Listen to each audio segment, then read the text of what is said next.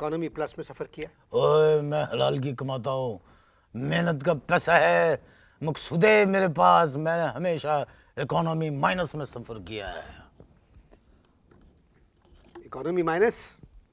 और जो बात समझ में ना आए तो उसको रिपीट करके अवाम के सामने अपने आप को जाहिल साबित करने की कोशिश ना करो। जो लिखे हुए सवाल हैं दो चार तुम्हारे पास, वो करो, छुट्टी करो।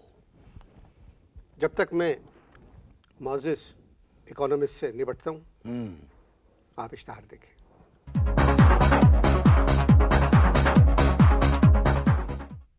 इश्तहारों से पहले हम बात कर रहे थे अपनी एयरलाइन पे। इकोनॉमी माइनस मेरी समझ में नहीं आई बात, और मैंने भी उसका जवाब तुमको दे दिया था। मैंने जवाब ये दिया था कि कोई बात जो समझ में ना आए उसको रिपीट करके लोगों के सामने अपने आप को जाहिल साबित करने की कोशिश ना करो। आई गेस तुम एक पढ़े लिखे इंसान हो। एक 70 साल का आदमी गुड़ करके पानी पी रहा है, अच्छा नहीं लग रहा है। असल में घर में हमको हुक्का पीने की आदत है। आप अपनी गल करो, छोटी मोटी चीजों से अपनी जालत को दबाने की कोशिश ना करो, पब्लिक को इधर उधर ना टलाओ। इकोनॉमी में बात करो, इकोनॉमी पे। सारी दुनिया ये प्रोग्राम देख रही है। देखने दो, उसका ताल्लुक वो निकालेंगे मतलब मेरी गुफ्तगू से, मेरे जवाबात से वो जो है नतीजा अखज़ करेंगे।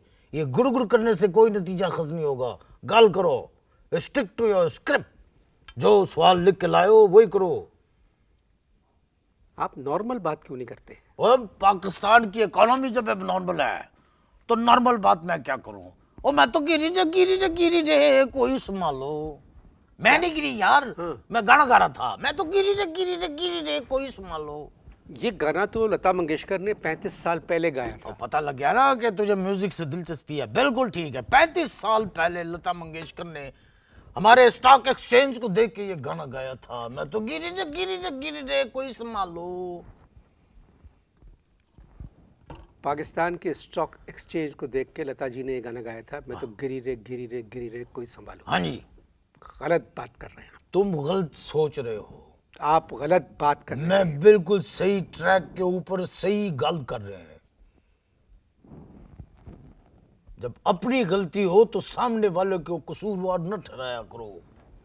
हमारी स्टॉक मार्केट, मैं तो गिरी रे कोई संभालो। अंडर करंट मैंने क्या कहा है, मर के भी पैदा होगे तो तुम इसका नतीजा नहीं अखज़ कर सकते मकसूदे। हमारी स्टॉक मार्केट बहुत ऊपर जा रही है। और जो चीज ऊपर जाती है ना फिर वो वापस नहीं आती है, फिर उसके कुल पड़े जाते हैं। और पाकिस्तान की इकोनॉमी का स्टॉक एक्सचेंज से कोई तल्लुक नहीं है। ये सब झूठ पे मबनी है, झूठ पे। आप अच्छी बात क्यों नहीं करते? मैं देखो, मैं क्योंकि जब बात तुमने की है कि कोई अच्छी बात क्यों नहीं करते, अब इसमें मैं एक शेर में जवाब देता हूं। जिस बात में कोई बात नहीं होती है उस बात की बातें होती हैं, और जिस बात की बातें होती है उसकी कोई बात नहीं होती। कच्चा कर दिया ना मैंने तेरे को। आपने इस शेर को कच्चा कर दिया। क्या मतलब? इसके साथ आपने वो सलूक किया है जो 1947 में अंग्रेजों ने मुसलमानों के साथ किया था। 1847 में। जिस बात की कोई बात नहीं उस बात की बातें होती हैं। ये सब बेकार बातें हैं। मतलब मफहूम समझ में आ गया? एक्चुअल चीज होती है वो मफहूम होती है मकसूदे। मफहूम अदा हो गया, समझ लो डिलीवर हो गया सब। एक बात, जल्दी करो, पानी खत्म हो रहा है मेरा। एक बात आपको मानना पड़ेगी। क्या? कि पिछले 3 वर्षों में हमारी इकोनॉमी में बहुत फर्क पड़ा है। तौबा करो, तौबा, इस्तग़फ़ार करो। जाहल लग गया है मुझे। हमारी इकोनॉमी में पिछले 3 साल में फर्क पड़ा है। तौबा करो, क़यामत की निशानी है। एक इस्लामी मुमलिकत के अंदर अखबार के अंदर बयान छपता है कि रात 12 बजे के बाद आउट गोइंग फ्री। अल्लाह तौबा तौबा। टेलीफोन कॉल के लिए मुझे क्या पता, मैंने तो अखबार में सिर्फ बयान पढ़ा था कि 12 बजे के बाद रात को आउट गोइंग फ्री। रोजाना रात 12 बजे से सुबह 6 बजे तक मैं घूमता रहता हूं। किधर है आउट गोइंग फ्री? कौन है? आपका दिमाग गंदा है। तुम्हारा दिमाग गंदा है। तुम्हारा दिमाग गंदा है। तुम्हारा दिमाग गंदा है। इकोनॉमिस्ट आउट नहीं हो। गोइंग फ्री का क्या मतलब है? बकवास मैं नहीं सुनना नहीं चाहता। ये तरक्की की निशानी है आउट गोइंग फ्री। अच्छा, तुम तौबा करो, मुसल्ले पे खड़े हो जाओ, अल्लाह मियाँ से अपने गुनाहों की माफी मांगो। आउट गोइंग फ्री को तुम कह रहे हो तरक्की की निशानी है। आपको एक बात मालूम है कि हम पर कितने कर्जे थे और अब कितने रह गए? ओए, यही तो सारी बात है ना। सही बात बताओ, कितने कर्जे थे, कितने रह गए? ये हमारी इंतजामिया जो है उधर वॉशिंगटन में जाके बुश इंतजामिया के सामने जाके गाती है, पावल जी माफ कर दो, थोड़ा इंसाफ कर दो, जितने भी बम रुकवाए उनका हिसाब कर दो, पावल जी माफ कर दो। और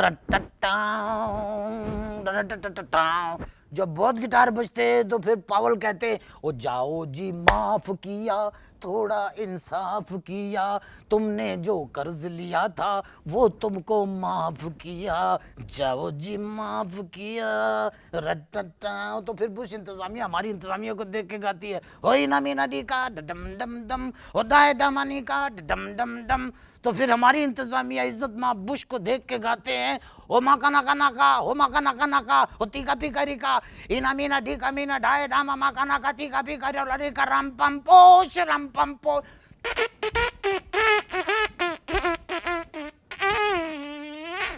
ये कौन करता है? ये हमारे सफीर करते हैं। मैं तुझको एक पढ़ा लिखा आदमी समझकर यहाँ बुलाया था। और देख, मैं तुझे एक जाहिल आदमी समझ के इधर आया था। आप सिर्फ बात करेंगे हमारी इकोनॉमी पर। हमारी इकोनॉमी कैसी है, कैसी होगी? ओए रहने दे, 57 साल का जो टाइगर है ना, वो बैठ के गोश्त भी नहीं चबा सकता, इसलिए कि उसके दांत ही नहीं होते। दूध में डबल रोटी मिला के खिलाओगे तब वो खाएगा। ऐसे ही रहने दो यार।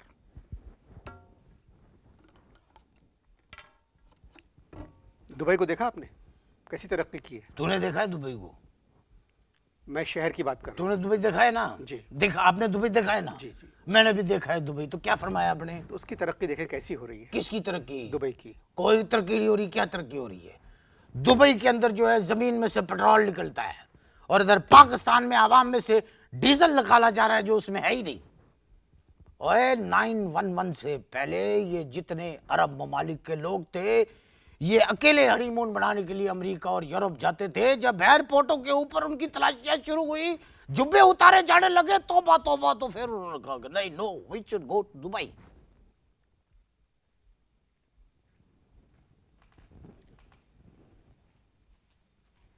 क्या कह सकता हूं? आप लोग खुशनसीब हैं, आप कम से कम इश्तहार तो देख सकते हैं।